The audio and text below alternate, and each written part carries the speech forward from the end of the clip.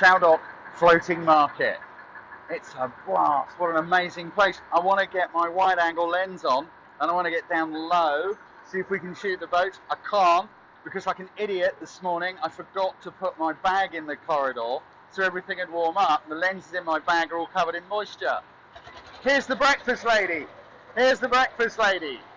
Look at this. She cooks breakfast for us. She'll be coming up, cooking us some breakfast in a while. But first, let's get a few shots. Look, here's a guy up here enjoying his breakfast. Sing Chow! He's not going to talk to me. He's too busy enjoying his breakfast. I had breakfast off the breakfast lady on her little boat last year. Fantastic. Let's go at the back of the boat while my lens warms up. Head-on shots really work. We've got a nice head-on shot here. Little boat going off to the side.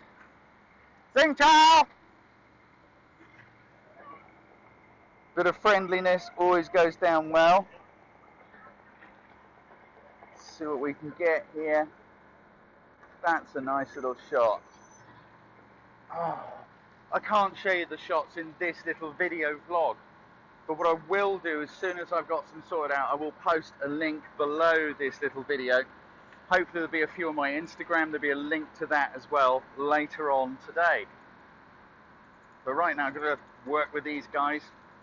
They come on the workshop and this is just rocking and rolling. Lovely little cluster of boats there. I'm finding when we can get angles so that you don't get the shore in, that's when it... Yeah. Tim just took an awesome shot with his wide angle lens, which is why I wanted to put mine on, but it's too wet. Where's his shot? Can you see it in the back of the camera, Melissa? I don't know if this will work.